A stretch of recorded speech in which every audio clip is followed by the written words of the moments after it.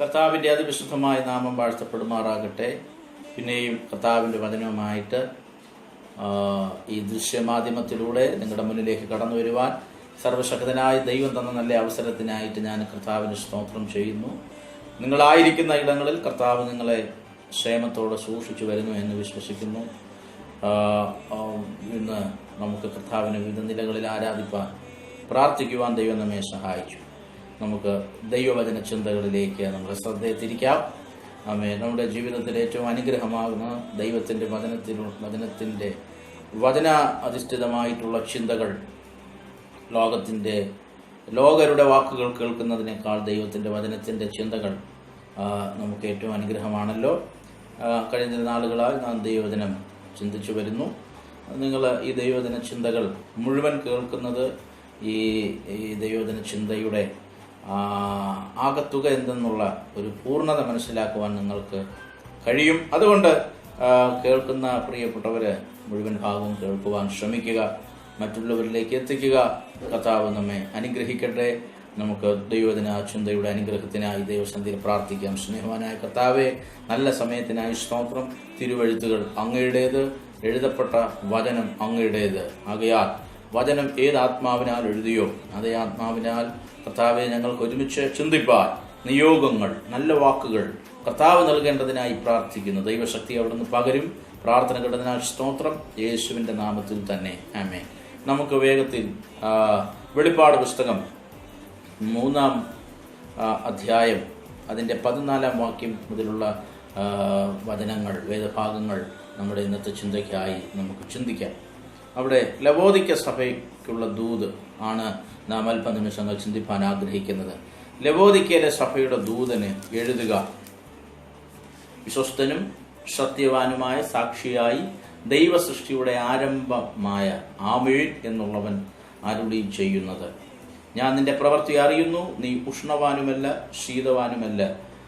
ശീതവാനോ ഉഷ്ണവാനോ ആയിരുന്നുവെങ്കിൽ കൊള്ളായിരുന്നു. ഇങ്ങനെ ശീതവാനുമല്ല ഉഷ്ണവാനുമല്ല ശീതോഷ്ണവാനാകിയാൽ നിന്നെ എൻ്റെ വായിൽ നിന്നും മിന്നുകളയും. ഞാൻ ധനവാൻ, സമ്പന്നനായിരിക്കുന്നു, എനിക്കൊന്നിനും മുട്ടില്ല എന്ന് പറഞ്ഞുകൊണ്ട് നീ നിർഭാഗ്യനും അരിഷ്ടനും ദരിദ്രനും കുരുടനും നഗ്നനും എന്ന് അറിയാതിരിക്കിയാൽ നീ സമ്പന്നനാകേണ്ടതിന് തീയിൽ ഊതിക്കഴിച്ച പൊന്നും നിന്റെ നഗ്നതയുടെ ലജ്ജ വെളിവാകാതെ വണ്ണം ധരിക്കേണ്ടതിന് വെള്ളയുടുപ്പും നിനക്ക് കാഴ്ച ലഭിക്കേണ്ടതിന് കണ്ണിലെഴുതുവാൻ ലേപവും എന്നോട് വിലയ്ക്ക് വാങ്ങുവാൻ ഞാൻ നിന്നോട് ബുദ്ധി പറയുന്നു. എനിക്ക് പ്രിയമുള്ളവരൊക്കെയും ഞാൻ ശാസിക്കുകയും ശിക്ഷിക്കുകയും ചെയ്യുന്നു. നീ ജാഗ്രതയുള്ളവനായിരിക്കാൻ മാനസാന്തരപ്പെടുക. ഞാൻ വാതിൽക്കൽ നിന്ന് മുട്ടുന്നു. ആരെങ്കിലും എൻ്റെ ശബ്ദം കേട്ട് വാതിൽ തുറന്നാൽ ഞാൻ അവൻ്റെ അടുക്കൽ വന്ന് അവനോടും അവൻ എന്നോടും കൂടെ അത്താഴം കഴിക്കും. ജയിക്കുന്നവന് ഞാൻ എന്നോടുകൂടെ എൻ്റെ സിംഹാസനത്തിൽ ഇരിപ്പാൻ വരം നൽകും. ഞാനും ജയിച്ച് എൻ്റെ പിതാവിനോടുകൂടെ അവൻ്റെ സിംഹാസനത്തിൽ ഇരുന്നത് പോലെ തന്നെ ആത്മാവ് സഭകളോട് പറയുന്നത് എന്തെന്ന് ചെവിയുള്ളവൻ കേൾക്കട്ടെ. Praise God. ഈ അനുഗ്രഹിക്കപ്പെട്ട ദൈവവചന ശകലങ്ങൾക്കായി ഞാൻ കർത്താവിനെ സ്തോത്രം ചെയ്യുന്നു. ലവോദിക്ക സഭയ്ക്കുള്ള ദൂത്. വെളിപ്പാട് പുസ്തകത്തിൽ 7 പ്രധാന സഭകൾക്ക് കർത്താവായ യേശു യോഹന്നാന മുഖാന്തരം ദൂതുകൾ കൊടുക്കുന്നുണ്ട്. വ്യത്യസ്തമാകുന്ന ദൂത് ഓരോ സഭയ്ക്കും ഓരോ കാലഘട്ടത്തെ ഓരോ സഭ പ്രതിനിധാനം ചെയ്യുന്നു. അങ്ങനെ ദൂത് കൊടുത്തു വരുമ്പോൾ അവസാനത്തെ സഭയായ സഭയായ ലവോദിക്ക സഭയ്ക്ക് നൽകുന്ന ദൂതാണ് ഈ തിരുവെഴുത്തുകളിൽ നമുക്ക് വായിപ്പാൻ കഴിഞ്ഞത്. Praise God. ഈ ലവോദിക്ക സഭയെ പറ്റി നമ്മൾ ചിന്തിക്കുമ്പോൾ പ്രൈസ് ഗോഡ്, ഈ മറ്റുള്ള സഭകളെല്ലാം കർത്താവ് പല കാര്യങ്ങളിലും പ്രശംസിച്ചിട്ടുണ്ട്. എന്നാൽ കർത്താവ് പ്രശംസിക്കാത്ത അല്ലെങ്കിൽ ഒരു കാര്യം പോലും ആ സഭയെക്കുറിച്ചൊന്ന് എടുത്ത് പ്രശംസിപ്പാൻ പറയാനില്ലാത്ത ഒരു സഭയായിരുന്നു ലവോദിക്ക സഭ.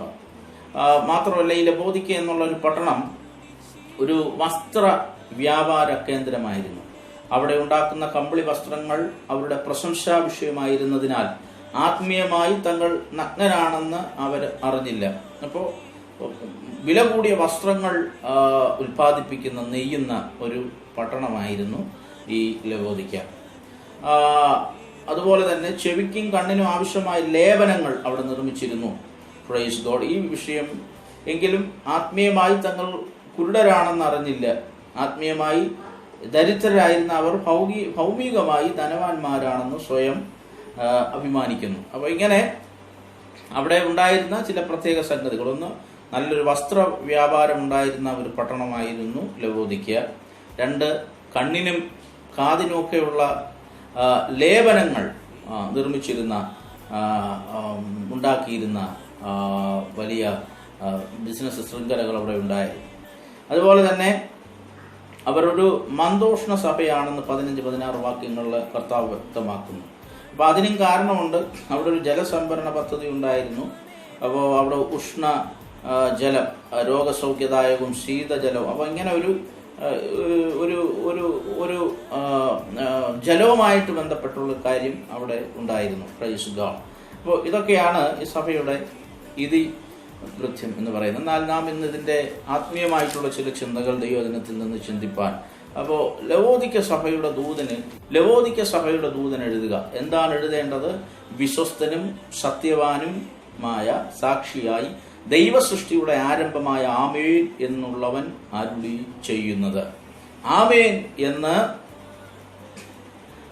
എന്നുള്ളവൻ അരുളി ചെയ്യുന്നത്. നമ്മുടെ കർത്താവിൻ്റെ പേര് അവൻ ആദ്യനും അന്ത്യനുമാകുന്നു.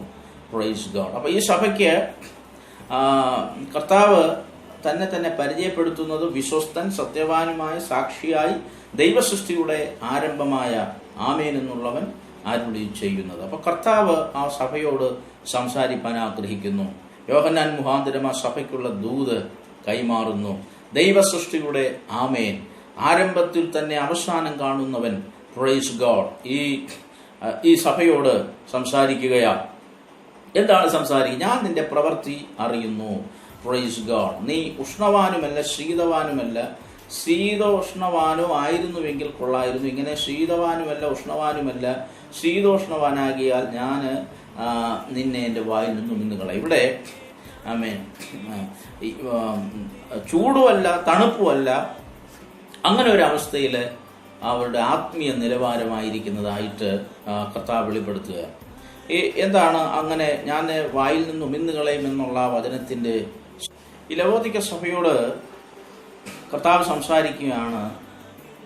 ഞാൻ നിന്റെ പ്രവൃത്തി അറിയുന്നു. നീ ഉഷ്ണവാനുമല്ല ശീതവാനുമല്ല. ശീതവാനോ ഉഷ്ണവാനോ ആയിരുന്നുവെങ്കിൽ കൊള്ളാമായിരുന്നു. ഇങ്ങനെ ശീതവാനുമല്ല ഉഷ്ണവാനുമല്ല ശീതോഷ്ണവാനാകിയാൽ നിന്നെ എൻ്റെ വായിൽ നിന്നും ഇന്നുകളയും, തുപ്പിക്കളയും. എന്താണ് ഇതിൻ്റെ ഇതിവർത്ഥം? ഇത് ഡൈജക്ഷനുമായി അല്ലെങ്കിൽ നമ്മുടെ ശരീരത്തിൽ ഉള്ള ഒരു ദഹന പ്രക്രിയയുമായിട്ടുള്ള ഒരു വിഷയത്തെയാണ് കർത്താവ് ഇവിടെ വെളിപ്പെടുത്തുന്നത്. നമ്മൾ നോർമലായി ചിന്തിക്കുമ്പോൾ നമ്മുടെ ദഹന സിസ്റ്റം അല്ലെങ്കിൽ നമ്മുടെ ഡൈജഷൻ, നമ്മൾ ഏതൊരു ഭക്ഷണം കഴിച്ചാലും അല്ലെങ്കിൽ നമ്മൾ എന്തോ ഒരു ഭക്ഷണം, ഒരു ആപ്പിൾ നമ്മൾ കഴിക്കുക എന്ന് ചിന്തിക്കുക. അപ്പോൾ നമ്മൾ കഴിക്കുന്ന ആപ്പിൾ നമ്മുടെ ദഹന പ്രക്രിയയിലോട്ട് കടന്ന് അവിടെ ഉണ്ടാകുന്ന രസങ്ങളുമായി ചേർന്ന് അതിൽ വിഘടനമുണ്ടായി രൂപമാറ്റമുണ്ടായി അത് നമ്മുടെ ശരീരത്തിൻ്റെ ഭാഗമായിട്ട് തീരുകയാണ്. Price God. അപ്പോൾ ഒരു ആപ്പിൾ അങ്ങനെ കഴിക്കുമ്പോൾ ആ ദഹന പ്രക്രിയ ശരിക്ക് ശരീരത്തിനകത്തുണ്ടാകാതിരുന്നാൽ അത് നമ്മുടെ ശരീരം അതിനെ പുറത്തു കളയും. അത് ഒമിറ്റിങ് ചെയ്ത് അതിനെ പുറത്തു കളയും. Price God. അത് നമ്മുടെ ശരീരത്തിൽ തന്നെയുള്ളൊരു പ്രോസസ്സിങ് ആണ് ഇപ്രകാരം ഉണ്ടാകുന്നത്. ഇതുപോലെ നമ്മളെല്ലാവരും കർത്താവിൻ്റെ തിരുസഭയുടെ അംഗങ്ങളാണ്, ഈ ശരീരത്തിൻ്റെ അംശങ്ങളാണ്. എന്നാൽ ഇവിടെ ഈ ശരീരത്തിൽ നടക്കുന്നൊരു പ്രോസസ്സിനെ കുറിച്ചാണ് ദൈവത്തിൻ്റെ ആത്മാവ് വെളിപ്പെടുത്തുന്നത്. എന്താണ് ഇവിടെ? ഒരുവൻ ക്രിസ്തുവിൽ ആകുമ്പോൾ അവൻ പൂർണ്ണമായി ക്രിസ്തുവിൽ താതാത്മ്യപ്പെടുക. അല്ലെങ്കിൽ ആ ഭക്ഷണം, ഇപ്പോൾ ആപ്പിൾ വയറ്റിനകത്തോട്ട് പോകുമ്പോൾ ആപ്പിൾ പറയുക, ഇല്ല ഞാൻ ഈ ദഹന പ്രക്രിയക്ക് ഞാൻ വിധേയന ആകുകയില്ല, എനിക്കിങ്ങനെ തന്നെ ഈ ശരീരത്തിൽ തുടരണം, എനിക്ക് ഇവിടത്തെ വിഘടിക്കാൻ പറ്റത്തില്ലെന്ന് പറഞ്ഞ് ആപ്പിൾ അങ്ങനെ തുടർന്നാൽ, അപ്പോൾ അങ്ങനെ ഉള്ള ഒരു ഭക്ഷണ പദാർത്ഥത്തെ ശരീരത്തിൻ്റെ ഉള്ളിൽ അധിക സമയം വയ്ക്കുവാൻ കഴിയുകയില്ല. ഉടൻ തന്നെ ശരീരം ആ ഭക്ഷണത്തെ പുറത്ത് തള്ളും. Praise God. അപ്പോൾ ക്രിസ്തുവിൽ യഥാസ്ഥാനപ്പെടാത്ത ആർക്കും, അല്ലെങ്കിൽ ക്രിസ്തുവിൽ എന്താ പറയുന്നത്, ഒരു ചൂടുമല്ല തണുപ്പുമല്ല, ആ ഒരു രീതിയിൽ ഒരു അനാത്മീയന് ക്രിസ്തുവിൽ തുടരാൻ കഴിയുകയില്ലെന്നുള്ളൊരു ശക്തമായ മുന്നറിയിപ്പാണ് ഈ ദൈവവചനത്തിലൂടെ. എന്താ നീ എന്തോ ശീതോഷ്ണവാനാകിയാൽ നിന്നെ എൻ്റെ വായിൽ നിന്ന് ഉമിന്നുകളയും. ഉമിന്നുകളയും എന്ന് പറയുന്നത്, ശരീരമാകുന്ന സഭയ്ക്കകത്ത് നിനക്കൊരു വിധേയത്വമില്ലാതെ നീ നിന്റെ സ്വയ രീതിയിൽ സ്വയ ഐഡന്റിറ്റി, നാമൊക്കെ ക്രിസ്തുവിലാകുമ്പോൾ നമ്മുടെ ഐഡന്റിറ്റി അവിടെ നശിപ്പിക്കുന്നു. ഒരു ആപ്പിൾ ആയിരിക്കുമ്പോൾ അതിനൊരു ഐഡന്റിറ്റി ഉണ്ട്. നമ്മളത് കഴിച്ചു കഴിയുമ്പോൾ പിന്നെ അത് നമ്മുടെ ശരീരത്തിൽ ആ ആപ്പിളിന്റെ ഐഡന്റിറ്റിയിലല്ല, അത് നമ്മുടെ ശരീരത്തിന്റെ ഐഡന്റിറ്റിയിലോട്ടായി തീരുകയാണ്. ഇതുപോലെ നാം ക്രിസ്തുവിലാകുമ്പോൾ നമ്മുടെ ഐഡന്റിറ്റി അവിടെ നശിക്കുകയും നാം ക്രിസ്തുവിന്റെ ഐഡന്റിറ്റി നമ്മുടെ മേൽ പകരപ്പെടുകയും ചെയ്യും. എന്നാൽ നമുക്ക് നമ്മുടെ സ്വയ ഇച്ഛകളെ നാം ദൈവസഭയുടെ ഭാഗമായിരുന്നുകൊണ്ട് നാം നമ്മുടെ സ്വയത്തെ നാം നിലനിർത്തുവാൻ ശ്രമിച്ചാൽ ഉമിണ്ണുകളയും. അങ്ങനെയുള്ളവർ ദൈവസഭയ്ക്ക് നമ്മെ പുറത്തു പോകേണ്ടി വരും എന്ന് കർത്താവ് ഒരു മുന്നറിയിപ്പോടെ കൊടുക്കുക. അടുത്തു പറയുക, ഞാൻ ധനവാൻ സമ്പന്നനായിരിക്കുന്നു, എനിക്കൊന്നിനും മുട്ടില്ല എന്ന് പറഞ്ഞുകൊണ്ട് നീ നിർഭാഗ്യനും അരിഷ്ടനും ദരിദ്രനും കുരുടനും നഗ്നനും എന്ന് അറിയാതിരിക്കുകയാണ്. ഇവിടെ ആ സഭയെപ്പറ്റി ഒരു വലിയ കംപ്ലൈന്റ്, ഒരു മേജർ പ്രോബ്ലം പരിശുദ്ധാത്മാവ് വെളിപ്പെടുത്തുകയാണ്. എന്താണ് ആ മേജർ പ്രോബ്ലം? ആ മേജർ പ്രോബ്ലം ഇതാണ്. ആ സഭ പറയുവാണ്, ഞാൻ ധനവാൻ.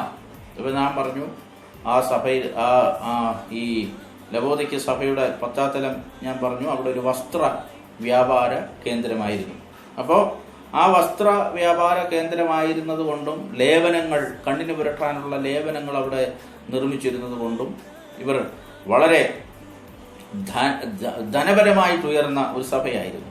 അപ്പോൾ സഭ സ്വയം അങ്ങനെ പുകഴ്പെട്ടു, ഞങ്ങൾ ധനവാനാണ്, സമ്പന്നനായിരിക്കുന്നു, എനിക്കൊന്നിനും മുട്ടില്ല. Price God. അപ്പോൾ ആ സഭയുടെ ആത്മീയ പശ്ചാത്തലം, അവരുടെ അവരുടെ സാമ്പത്തിക പശ്ചാത്തലത്തെ അവരവരുടെ ആത്മീയതയുടെ അളവുകോലായിട്ട് കണ്ടു. അവർക്കുണ്ടായിരുന്ന സമ്പത്തിനെയും അവർക്കുണ്ടായിരുന്ന നല്ല നിലവാരങ്ങളെയും അവർക്കുണ്ടായിരുന്ന മുട്ടില്ലായ്മയെയും അവർക്കുണ്ടായിരുന്ന ഇച്ചിരി ഉയർന്ന നിലവാരത്തെ അവർ ആത്മീയതയുടെ അളവുകോലായിട്ട് തെറ്റിദ്ധരിച്ചു. ഇന്നും പലരും തെറ്റിദ്ധരിക്കുകയാണ്.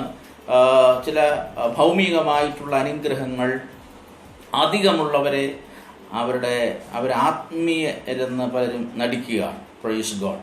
നമുക്കുള്ള സമ്പത്തോ നമ്മൾക്കുള്ള ഉയർച്ചകളോ ഒന്നും നമ്മുടെ ആത്മീയതയുടെ അളവുകോലല്ല.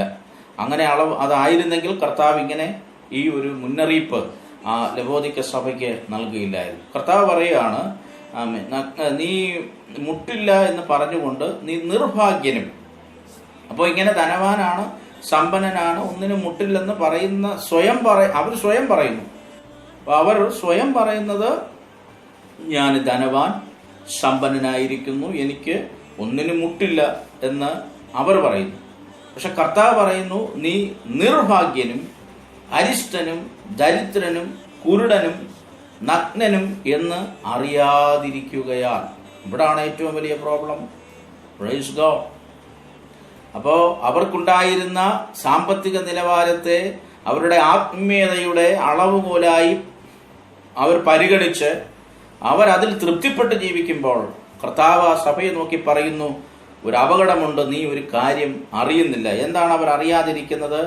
അവർ നിർഭാഗ്യനും അരിഷ്ടനും ദരിദ്രനും കുരുടനും നഗ്നനും എന്ന് അറിയാതിരിക്കുകയാൽ.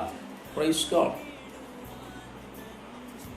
നീ സമ്പന്നനാകേണ്ടതിന് തീയിൽ ഊതിക്കഴിച്ച പൊന്നും നിന്റെ നഗ്നതയുടെ ലജ്ജ വെളിവാകാതെ വണ്ണം ധരിക്കേണ്ടതിന് വെള്ളയുടുപ്പും നിനക്ക് കാഴ്ച ലഭിക്കേണ്ടതിന് കണ്ണിൽ എഴുതുവാൻ ലേപവും എന്നോട് വിലയ്ക്ക് വാങ്ങുവാൻ ഞാൻ നിന്നോട് ബുദ്ധി പറയും. ആ സഭയോട് പറയുവാണ്, നിങ്ങളുടെ പട്ടണത്തിലുള്ള അല്ലെങ്കിൽ നിങ്ങൾക്കുള്ള മെറ്റീരിയൽസ് നിങ്ങളുടെ ആത്മീയതയുടെ അളവുപോലല്ല. ആത്മീയമായി കർത്താവ് അവരെ നോക്കുമ്പോൾ അവർ നിർഭാഗ്യരായിരിക്കുന്നു. ഇന്ന് പലരെയും ആ കർത്താവ് നോക്കുമ്പോൾ, അവരുടെ അകത്തെ നോക്കുമ്പോൾ പലരും ഇന്ന് നിർഭാഗ്യതരത്തിലാണ് ജീവിച്ചുകൊണ്ടിരിക്കുന്നത്. എന്നാൽ അവരത് അറിയാതിരിക്കുകയാണ്. ആരെങ്കിലും വചനത്തിലൂടെ പറഞ്ഞു കൊടുത്താലും അത് മനസ്സിലാക്കത്തില്ല. Praise God. ആ അഹന്തയിലും അഹങ്കാരത്തിലും ജീവിക്കുന്നു. എന്നാൽ ദൈവത്തിന്റെ നീ നിർഭാഗ്യനും അരിഷ്ടനും ദരിദ്രനും കുരുടനും നഗ്നനും എന്ന് അറിയാതിരിക്കുക. ദർശനങ്ങളൊക്കെ നഷ്ടപ്പെട്ട് കുരുടനും നഗ്നനുമായിട്ടുള്ളൊരവസ്ഥയിൽ ദൈവസഭ ആയിത്തീർന്നു. എന്നാൽ കർത്താവ് പറയുന്നു, നീ സമ്പന്നനാകേണ്ടതിന് തീയിൽ ഊതിക്കഴിച്ച പൊന്നും നിന്റെ നഗ്നതയുടെ ലജ്ജ വെളിവാകാതെ വണ്ണം ധരിക്കേണ്ടതിന് വെള്ളയുടുപ്പും നിനക്ക് കാഴ്ച ലഭിക്കേണ്ട കണ്ണിലെഴുതുവാൻ ലേപവും എന്നോട് വിലയ്ക്ക് വാങ്ങുവാൻ ഞാൻ പറയും. അപ്പൊ കർത്താവ് അവരോട് പറയുന്നു, വിലയ്ക്ക് വാങ്ങും. അപ്പൊ ഇതിനു മുമ്പ് അവർക്ക് സൗജന്യമായി ഇതെല്ലാം കർത്താവ് കൊടുത്തു. ഒരാത്മീയമായിട്ട് സമ്പന്നരായിരിക്കാൻ ഈ പറയുന്ന കാര്യങ്ങളൊക്കെ അവർക്ക് സൗജന്യമായിരുന്നു. എന്നാൽ സൗജന്യമായി അവർക്ക് കൊടുത്ത രക്ഷയെ അവർ മിസ്യൂസ് ചെയ്തപ്പോൾ ഇപ്പൊ കർത്താവ് പറയുന്നത്, ഇനി നിനക്ക് ഇനിയൊരു മടങ്ങി വരെ ഉണ്ടാകണമെങ്കിൽ ചില വില കൊടുക്കണം. അപ്പൊ എന്നെ കേൾക്കുന്ന പ്രിയരെ, ദൈവം നമുക്ക് ചില അവസരങ്ങൾ നമ്മുടെ ജീവിതത്തിൽ തരും. നമ്മൾ ആത്മീയരായി സമ്പന്നനായിരിക്കാൻ. എന്നാൽ ആ അവസരങ്ങളെ നാം മിസ്യൂസ് ചെയ്താൽ പിന്നെ നമ്മുടെ ജീവിതത്തിൽ വലിയ വില നാം കൊടുക്കേണ്ടി വരും എന്നൊരു വലിയ മുന്നറിയിപ്പാണ് ഈ സഭയ്ക്ക് കർത്താവ് നൽകുന്നത്. എനിക്ക് പ്രിയമുള്ളവരൊക്കെ ഞാൻ ശാസിക്കുകയും ശിക്ഷിക്കുകയും ചെയ്യുന്നു. അപ്പൊ കർത്താവിന് പ്രിയമുള്ളവരെ കർത്താവ് ശാസിക്കുകയും ശിക്ഷിക്കുകയും ചെയ്യും. ആകയാൽ ജാഗ്രതയുള്ളവനായിരിക്കുക, മാനസാന്തരപ്പെടുക. ജാഗ്രതയുള്ളവനായിരിക്കുക, മാനസാന്തരപ്പെടുക. അപ്പോ മാനസാന്തരമുള്ളൊരു വിഷയം ഒരിക്കൽ പെട്ടുകഴിഞ്ഞാൽ പിന്നെ മാനസാന്തരം സഭയിൽ ആവശ്യമില്ലെന്ന് പറയുന്നത് ഹോഷ്കിന്റെ ഉപദേശങ്ങൾ അത്രയും. ഇവിടെ മാനസാന്തരപ്പെട്ട കർത്താവിന്റെ സഭയുടെ അംഗങ്ങളായിരിക്കുന്ന ലവോദിക്ക സഭയോട് വീണ്ടും കർത്താവ് എന്താ പറയുന്നത്? എന്ത് ചെയ്യണം? നീ ജാഗ്രതയുള്ളവനായിരിക്കണം, മാനസാന്തരപ്പെടുക. അവരോട് ഞാൻ വാതിൽക്കൽ നിന്ന് മുട്ടുന്നു, ആരെങ്കിലും എന്റെ ശബ്ദം കേട്ടു വാതിൽ തുറന്നാൽ. കർത്താവ് ഇന്ന് ആ സഭയുടെ പുറത്താണ്, ലവോദിക്ക സഭയുടെ പുറത്താണ് കർത്താവിന്റെ സ്ഥാനം. Praise God. എന്താ പക്ഷേ ലവോദിക്ക സഭ എന്താ പറയുന്നേ? ലവോദിക്ക സഭ അവരെ പറ്റി പറയുന്നത് ഞങ്ങൾ ധനവാരാണ്. അപ്പൊ ക്രിസ്തുവില്ലാത്ത അവരുടെ അവസ്ഥ, അവർ ധരിച്ചു വെച്ചിരിക്കുന്നത് ഞങ്ങൾ ധനവാൻ. അടുത്ത് എന്താ പറയുന്നേ? ഞങ്ങൾ സമ്പന്നരാണ്. Praise God. അവർക്കൊന്നിനും മുട്ടില്ല. പ്രൈസ്. ഈ മൂന്നവസ്ഥകൾ ലവോദിക്ക സഭ അവരെ പറ്റി ചിന്തിക്കുമ്പോൾ ക്രിസ്തു അവരെ പറ്റി പറയുന്നു, ഞാൻ നിങ്ങളുടെ വാതിലിന് പുറത്തായിരിക്കുന്നു. Praise God. Hallelujah. Praise God. അത് മാത്രമല്ല, ക്രിസ്തു അവരുടെ വാതിലിന് പുറത്തായപ്പോൾ അവർ നിർഭാഗ്യരായി, അരിഷ്ടരായി, ദരിദ്രരും കുരുടരും നഗ്നരും എന്ന് അവർ അറിയാതിരിക്കുന്നു. Praise God. ഇന്ന് വലിയ സമ്പന്നരെന്നൊക്കെ ചമഞ്ഞ് നടക്കുന്നവര്, അല്ലെങ്കിൽ വലിയ കാര്യങ്ങളിലൊക്കെ പുകഴ്വെച്ച് നടക്കുന്നവർ, ഈ വചനം കൊണ്ട് നമ്മൾ അതിനൊക്കെ ഒന്ന് വിലയിരുത്തുമ്പോൾ, കർത്താവ് അവരെ നോക്കുമ്പോൾ, ആമേൻ, പ്രൈസ് ഗോഡ്, വളരെ ശോചനീയമായ അവസ്ഥയിലേക്ക് ആത്മീയ ജീവിതങ്ങൾ അധപ്പതിച്ചു കൊണ്ടിരിക്കുകയാ. Praise God. കർത്താവ് പറയുവാണ്, ഞാൻ വാതിൽക്കൽ നിന്ന് മുട്ടുന്നു, ആരെങ്കിലും എന്റെ ശബ്ദം കേട്ട് വാതിൽ തുറന്നാൽ. കർത്താവ് സഭയുടെ വാതിലിന് പുറത്തുണ്ട്. കർത്താവ് പറയുന്നു, ഞാൻ വാതിൽക്കൽ നിന്ന് മുട്ടുന്നു. വെറുതെ നിൽക്കുകയല്ല, കർത്താവ് വാതിലിന് മുട്ടിക്കൊണ്ടിരിക്കുന്നു. ആരെങ്കിലും എന്റെ ശബ്ദം കേട്ട് വാതിൽ തുറന്നാൽ ഞാൻ അവന്റെ അടുക്കൽ ചെന്ന് അവനോടും അവൻ എന്നോടും കൂടെ അത്താഴം കഴിക്കും. ഇവിടെ രക്ഷ എന്നുള്ളത് വ്യക്തിപരമത്രേ. Praise God. ഇവിടെ രക്ഷ എന്നുള്ളത് എന്തുവാ? വ്യക്തിപരമാണ്. വ്യക്തിപരമായിട്ട് കർത്താവിനെ സ്വീകരിച്ചെങ്കിൽ മാത്രമേ കർത്താവ് ഉള്ളിൽ പ്രവേശിക്കുകയുള്ളൂ. അപ്പോൾ വ്യക്തിപരമായിട്ട് ഒരാള് കർത്താവിനെ സ്വീകരിക്കണം. കർത്താവ് അതുവരെയും വാതിലിന്, ഹൃദയവാതിലിന് പുറത്താണ്. നമ്മുടെ ഹൃദയവാതിൽ തുറന്ന് നാം ക്രിസ്തുവിനെ സ്വീകരിക്കുമ്പോൾ അവിടെ എന്താണ് ചോദിക്കുക? അവന്റെ അടുക്കൽ ചെന്ന് അവനോടും അവൻ എന്നോടും കൂടെ അത്താഴം കഴിക്കും.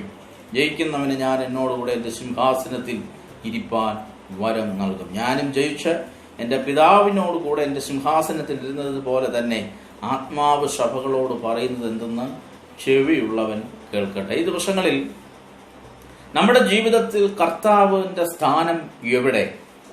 ലവോദിക്ക സഭ ഒത്തിരി അവരെ കുറിച്ച് പുകഴ്വെച്ചു. എന്നാൽ കർത്താവ് അവരെ നോക്കി പറയുന്നു, ഞാൻ ഇന്ന് നിന്റെ ഡോറിന് പുറത്താണ്. നമ്മുടെ ജീവിതത്തിൽ നമ്മുടെ കർത്താവിൻ്റെ സ്ഥാനം എവിടാണ് പ്രിയരെ? കർത്താവ് വീണ്ടും ആ സഭയോട് മനസ്സലിയുന്നുണ്ട്, അവർക്ക് അവസരം നൽകുന്നുണ്ട്. അവരുടെ വാതിൽക്കൽ നിന്ന് കർത്താവ് മുട്ടിക്കൊണ്ടിരിക്കുകയാണ്. Price God, hallelujah. ആരെങ്കിലും ആ വാക്കിന്റെ വില ഒന്ന് മനസ്സിലാക്കുക. ആരെങ്കിലും എൻ്റെ ശബ്ദം കേട്ട് വാതിൽ തുറന്നാൽ, പ്രൈസ് ഗോഡ്, ആരെങ്കിലും, കർത്താവ് പറയുന്നു, കർത്താവിന് ഇന്ന ആള് എന്നൊന്നും ഇല്ല, ഇന്ന ആള് തന്നെ വന്നു തുറക്കണമെന്നൊന്നുമല്ല. കർത്താവ് അവർ ആരെങ്കിലും, ആ സഭയിലുള്ള ആരെങ്കിലും എൻ്റെ ശബ്ദമൊന്ന് കേട്ടിരുന്നെങ്കിൽ, പ്രൈസ് ഗോഡ്. അപ്പോൾ ഇന്നത്തെ തലമുറയിലായിരിക്കുന്ന പലർക്കും, ഇന്നത്തെ തലമുറയുടെ അല്ലെങ്കിൽ AD 1900 മുതൽ കർത്താവിൻ്റെ ഇനി അടുത്തുള്ള വരവ് വരെയുമുള്ളൊരു കാലയളവാണ് ഈ സഭയ്ക്ക് കൊടുത്തിരിക്കുന്നത്. Praise God. ഞാൻ കേൾക്കുന്ന പ്രിയരെ, ഇന്നത്തെ കർത്താവ് ആഗ്രഹിക്കുന്നു, എൻ്റെ ജനം എൻ്റെ ശബ്ദം ഒന്ന് കേട്ടിരുന്നെങ്കിൽ. പക്ഷേ ജനത്തിനും സഭയുടെ ദൂതന്മാർക്കും പറ്റിയിരിക്കുന്നത് അവർ ഈ ലോകത്തിന്റെ തന്മയത്വങ്ങളിൽ മുഴുകി ജീവിക്കുകയാണ്.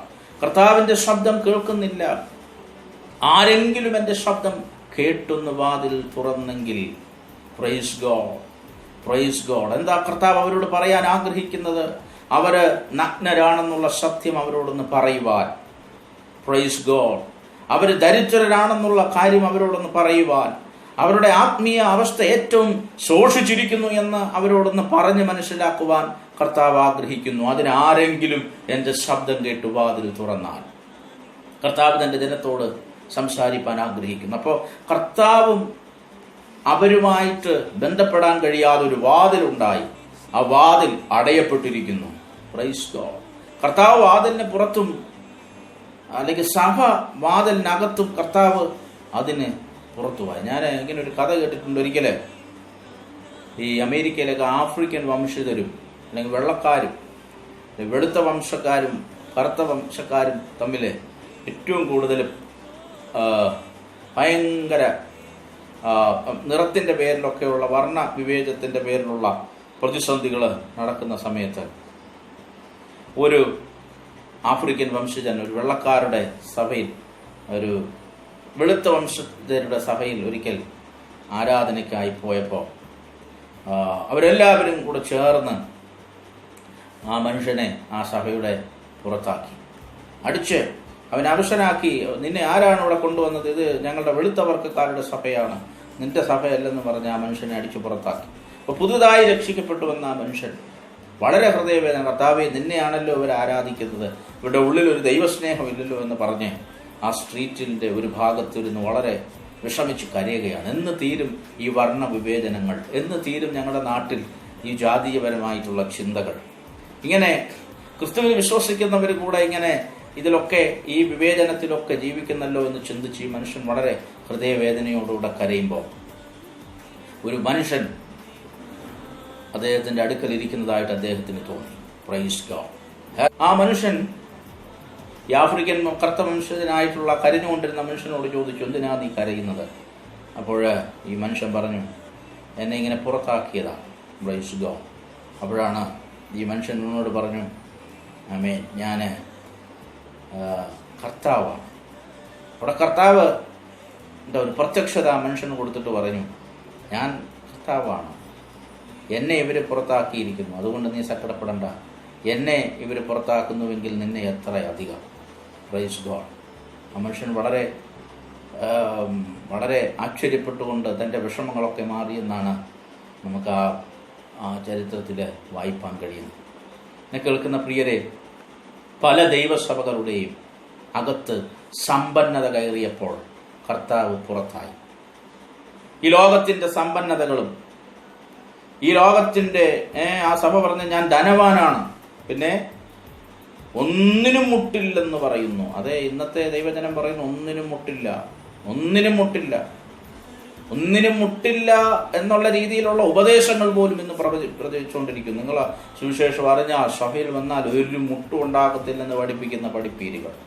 ഒന്നിനും മുട്ടില്ല പിന്നെ എന്ന് പറഞ്ഞുകൊണ്ട് എന്തൊക്കെ ആയിരിക്കുന്നു എന്നുള്ളത് നമ്മൾ ഈ വചനം, കർത്താവ് ഈ വചനമാണ് എന്നെ ഏറ്റവും ചിന്തിപ്പിക്കുന്ന 20 ആരെങ്കിലും എൻ്റെ ശബ്ദം കേട്ടു വാതിൽ തുറന്നാൽ ഞാൻ അവൻ്റെ അടുക്കൽ ചെന്ന്. കർത്താവ് പറയുന്നു, ഞാൻ അവൻ്റെ അടുക്കൽ ചെല്ലും. കർത്താവ് തരുന്ന ഏറ്റവും വലിയ വാഗ്ദത്തമാണ്, ഞാൻ അവൻ്റെ അടുക്കൽ ചെല്ലും. എന്നെ കേൾക്കുന്ന ജീവിതമേ, നീ കർത്താവിൻ്റെ വാക്ക് കേൾക്കാൻ നിന്റെ ഹൃദയവാതിൽ കർത്താവിന് വേണ്ടി തുറന്നാൽ കർത്താവ് തരുന്ന ഏറ്റവും വലിയ പ്രോമിസാണ്, ഞാൻ അവൻ്റെ അടുക്കൽ ചെല്ലും. ഞാൻ അവൻ്റെ അടുക്കൽ ചെന്ന് അവനോടും അവൻ എന്നോടും കൂടെ അത്താഴം കഴിക്കും. അത്താഴം കഴിക്കുന്നത് എപ്പോഴാണ്? ഡിന്നർ. അത് നമ്മൾ രാത്രിയിലാണ് കഴിക്കുന്നത്. അപ്പം ജീവിതത്തിൻ്റെ രാത്രികളിൽ, പ്രൈസ് ഗോഡ്, നമ്മുടെ ജീവിതത്തിൻ്റെ രാത്രികളിൽ, നമ്മുടെ ജീവിതത്തിൽ പലരും നമുക്ക് ആരും സഹായമില്ലാതെ പോകുന്ന ആ സമയത്ത് നമ്മോടുകൂടെ ഡിന്നർ കഴിക്കാൻ, നമ്മോടുകൂടെ അത്താഴം കഴിക്കാൻ കർത്താവ് ആഗ്രഹിക്കുകയാണ്. Praise God. ഈ ദിവസങ്ങളിൽ ലബോദിക്ക സഭ ചരിത്രം പഠിക്കുമ്പോൾ ഒരു കർത്താവിൻ്റെ ആ വാക്കുകൾ, ശബ്ദങ്ങൾ കേൾക്കാത്തത് കൊണ്ട് ചരിത്രപരമായി നിലനിന്ന സഭ ഇന്ന് അവിടെ ഇല്ല, നാമാവശേഷമായി പോയി. Praise God. എന്നെ കേൾക്കുന്ന പ്രിയരെ, കർത്താവിൻ്റെ വാക്കുകൾ നമ്മുടെ ഹൃദയ ധമനികളിൽ വന്നു തട്ടട്ടെ. ഞാൻ വാതിൽക്കൽ നിന്ന് മുട്ടുന്നു. ആരെങ്കിലും എൻ്റെ ശബ്ദം കേട്ടു വാതിൽ തുറന്നാൽ. പ്രൈസ്. കർത്താവ് തൻ്റെ ജനത്തോട് സംസാരിക്കാൻ ആഗ്രഹിക്കുന്നു. എന്നാൽ ജനത്തിനിന്ന് കർത്താവിൻ്റെ ശബ്ദം വേണ്ട. അവർക്കിന്ന് ലഘുപദേശങ്ങൾ മതി. അവർക്കിന്ന് കൺകെട്ട് വിദ്യകൾ സ്വർഗരാജ്യത്തെ പറ്റിയുള്ള ഒരു ചിന്തയും അവർക്കില്ല. കർത്താവിൻ്റെ ജനം സമ്പന്നരെന്ന് പറഞ്ഞവർ ദരിദ്രരായിക്കൊണ്ടിരിക്കുകയാണ്.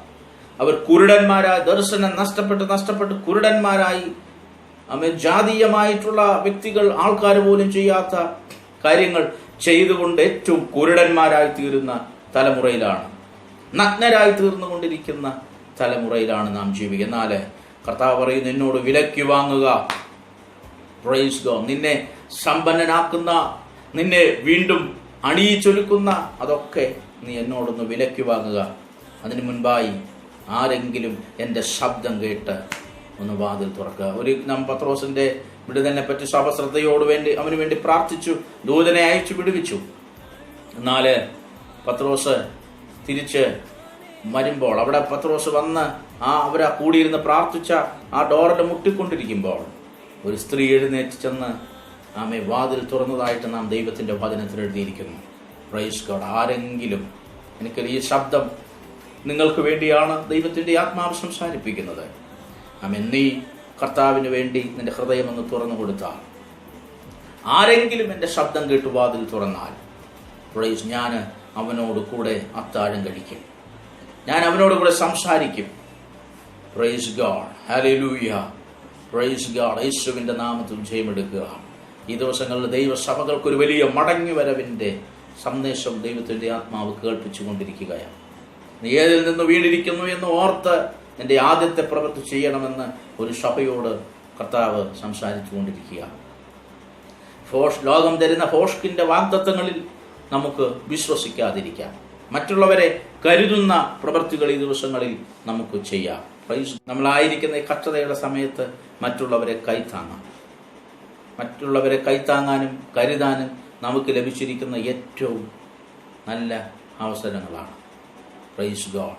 മറ്റുള്ളവരെ കൈത്താങ്ങാനും മറ്റുള്ളവരെ കരുതാനും ഈ ദിവസങ്ങളിൽ കർത്താവ് നമ്മെ സഹായിക്കട്ടെ. ദൈവ സാന്നിധ്യം നമ്മുടെ മേൽ പകരട്ടെ. Praise God. കർത്താവ് നമ്മുടെ ജീവിതത്തിൻ്റെ എവിടാണെന്നുള്ളത് നമുക്ക് ചിന്തിക്കാം.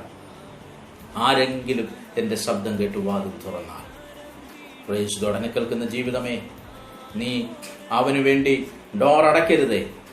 അടയപ്പെട്ടാൽ ഒരുപക്ഷെ പിന്നീട് നിനക്ക് അങ്ങനെ ഒരു അവസരം ലഭിച്ചില്ലെന്ന് വരത്തില്ല.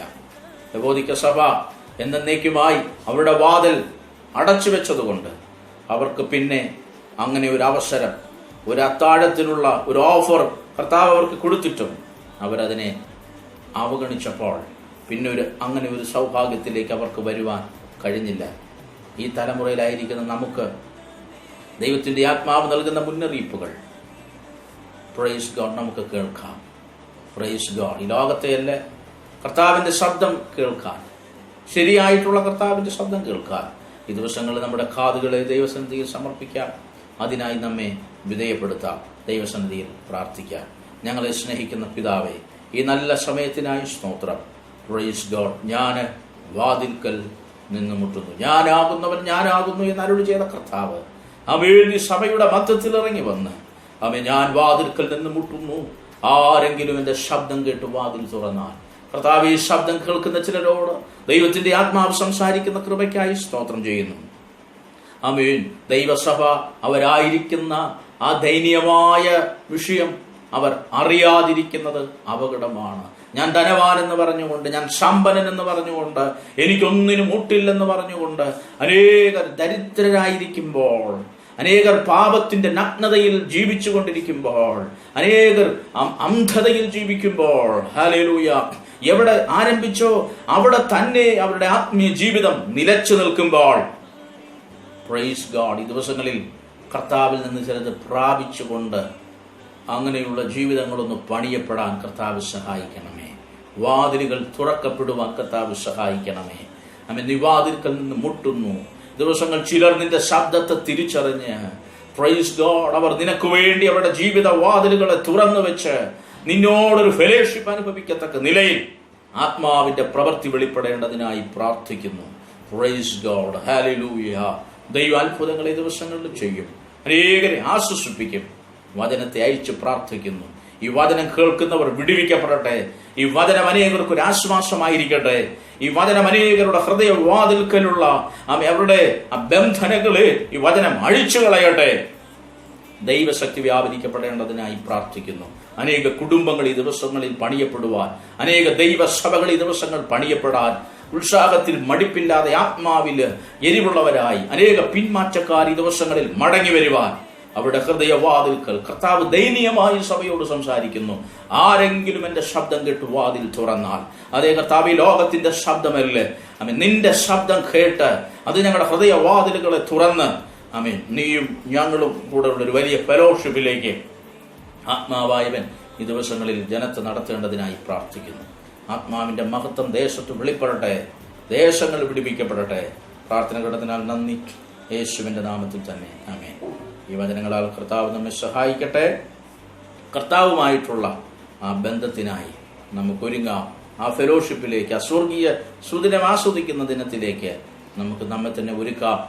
ഈ വചനങ്ങളാൽ കർത്താവ് നമ്മെ അനുഗ്രഹിക്കട്ടെ. വീണ്ടും പ്രാർത്ഥനയെ തുടരാം. നിങ്ങളും പ്രാർത്ഥിക്കുക. പ്രാർത്ഥന ഉത്സാഹമുള്ളവരായിരിക്കുക. പ്രാർത്ഥനാ വിഷയങ്ങൾ അറിയിക്കുക. ദൈവമായ കർത്താവ് നമ്മെ അനുഗ്രഹിക്കുമാറാകും.